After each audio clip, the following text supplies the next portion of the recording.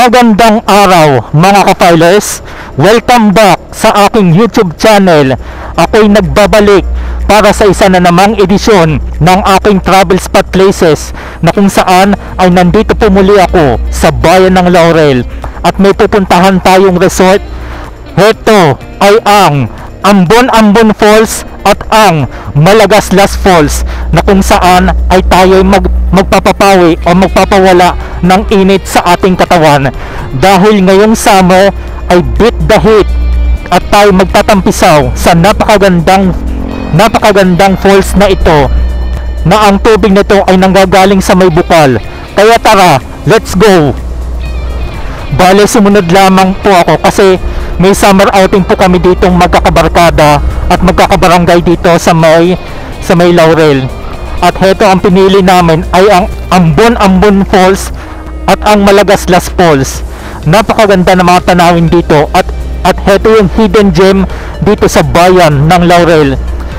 Bukod sa ipinagmamalaking Burgers Ahoy at Laurel Baywalk, saka yung pinuntahan natin dati nung nakaraang taon, ang Buso-Buso View Deck, ay dito sa may pakteng kaliwa ay ang papuntang Simbahang Bato, at dito sa may pakanan ay heto na ang papuntang Ambon-Ambon Falls at ang Malagaslas Falls. Diretso pa daw ito mga ka-filers. Bukod sa napakagandang Simbahang Bato na ating pinuntahan nung nakaraan, ay nandito ang kilalang falls na kung saan pwede tayong mag-swimming at mag-enjoy sa kalikasan.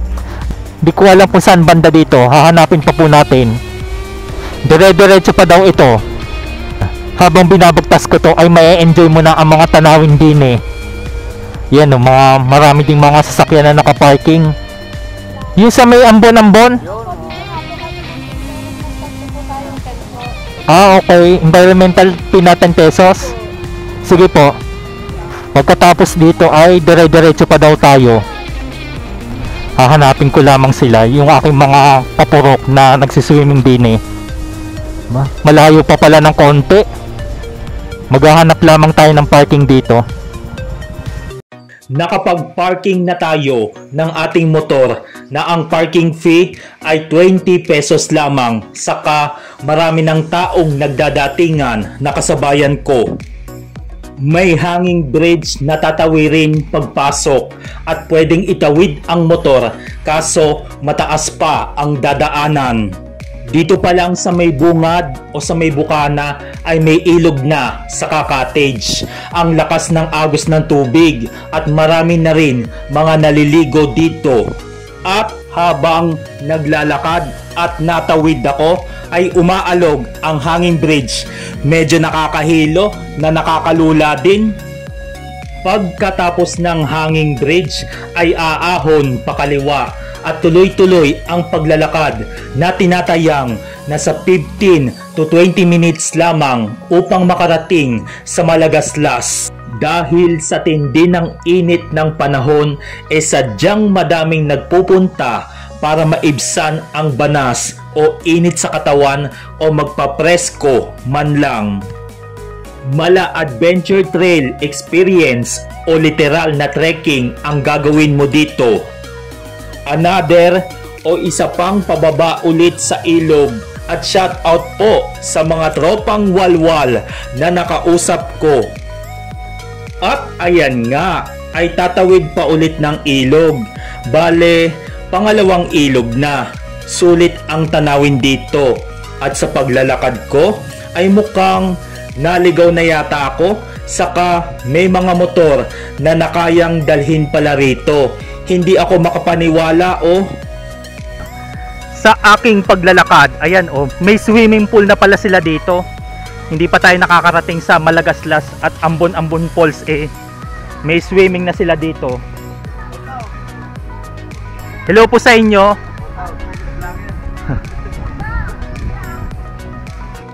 Bababa at tatawid pa ulit sa panatlong ilog at kawayang kahoy ang tatapakan upang makatawid. At pag-akyat dito sa may mga puno ng saging ay medyo hiningal ako, pero konting alay lakad na lamang at makakarating na mismo sa Malagaslas Spring.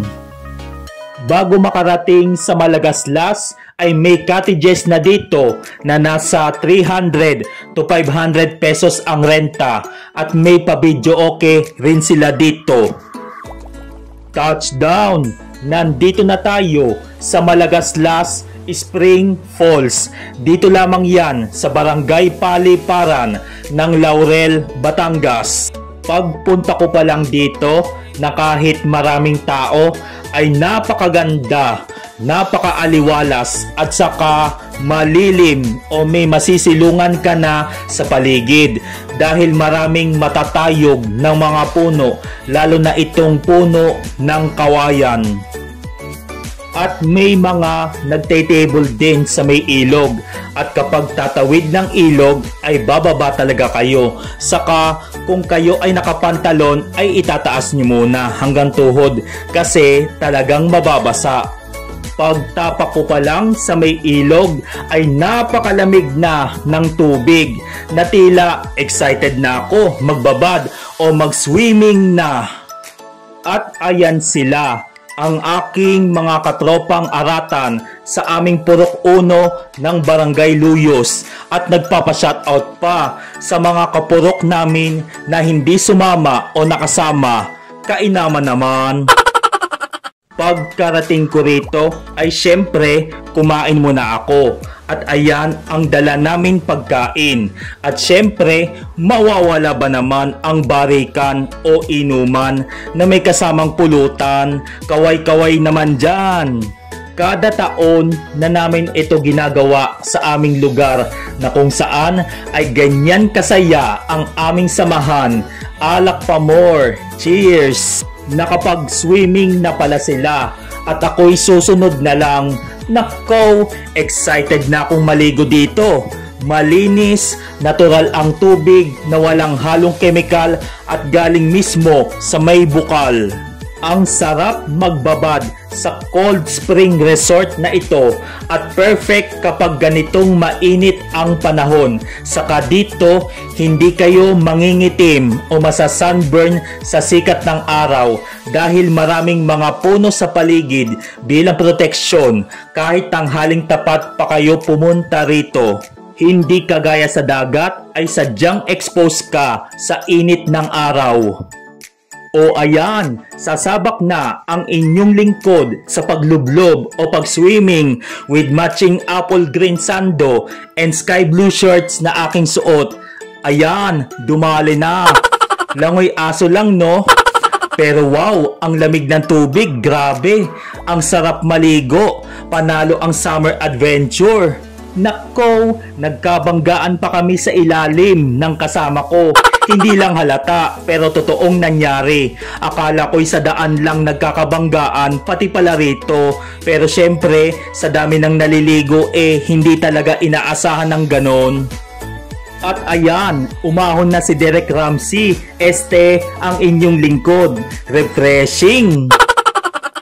O ayan, lalo kayong mag-iinit sa akin dahil pineplex ko pa ang aking katawan kahit hindi naman kamatyuhan at hindi gwapo. Kaya hanggang dito na muna, baka saan pa tayo mapunta. Pagkatapos ang pagpunta dito sa Malagaslas Falls ay aahon pakaliwa papunta sa Ambon Falls na tinatayang nasa 15 minutes pa ang lalakarin.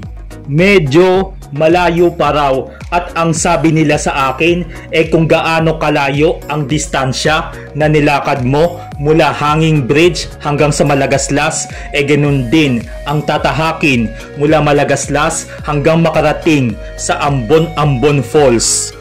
May karatula o signage na nakalagay at saka sa bawat pagtahak mo dito ay may mga bandera pala na palatandaan upang hindi maligaw rito. O ayan, picture muna at tamang selfie mode habang naglalakad papunta sa Ambon. Malalaki rin ang mga puno na nagtatayugan dito, saka malalalim ang mga bangin sa pagitan nito.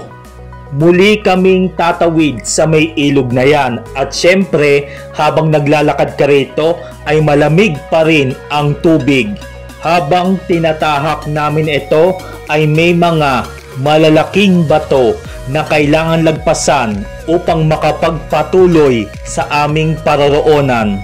At kapag pupunta rito, ay iba yung pag-iingat lamang dahil makipot saka madulas ang dadaanan mo sa mga malalaking bato. O ayan, nasa ilalim na kami ng kagubatan na parang may lagusan yata rito papuntang Encantadia. Abay kainaman kung ganon. Aba naman, exciting! This is the moment of truth. O ayan, isa pang shoutout kay Ate Jean at kay Ate Maripe. Sige, ahon!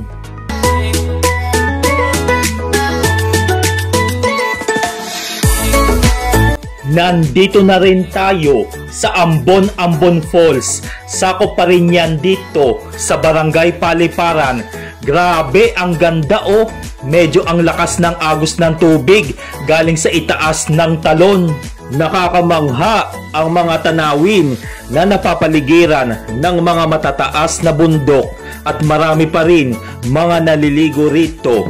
Kagaya rin sa Malagaslas, hindi pa rin kayo masyadong maaarawan dito at ang preskong tignan ng bawat paligid nito. Sabi nila, mas malakas ang agos ng tubig kapag mas maaga ang pagpunta rito. Saka excited na rin akong maligo. Tara, subukan natin. O ayan, sumabak na ulit ang inyong lingkod sa paliligo. Grabe oh, ang sarap maligo rito. At wow, ang lamig pa rin ng tubig. May pa-flex-flex pa ako ng aking muscle kahit wala. Saka nakikita pa ang pangit kong kilikili. At habang ini-edit ko ang bidyong ito ay parang gusto ko ulit bumalik dyan. Gusto ko lamang magpapresko dahil ang tindi pa rin ang init sa ngayon, kainaman na. Ayan, sige, at sulitin na natin ang paliligo. Very cool and refreshing place na talaga naman na babalik-balikan mo. Ayan, meron akong selfie galing dito sa Ambon Falls. Napadayal at napaatras tuloy yung bata sa aking likuran. Shoutout sa iyo, Tutoy. Abay, ano kayang butas ito? Parang pwedeng taguan ito eh. Saka may paru-parong lumabas at heto pang isa, kung titignan mabuti parang butas ng ilong ng tao o ng hayop. O ayan, tapos na ang aming paliligo sa Ambon Falls at babalik na ulit kami sa Malagaslas upang magpahinga muna at sulit ang pagpunta sa dalawang nature spring na ito. Ayan po, naway nag-enjoy kayo sa aming nature trip and summer adventure mula Malagaslas Spring hanggang sa Ambon Falls. Muli po, maraming salamat po sa inyong pagsuporta at panonood sa aking mga videos. Having safe and happy trip sa ating lahat. See you on my next videos. Just like, share, subscribe, and God bless us all.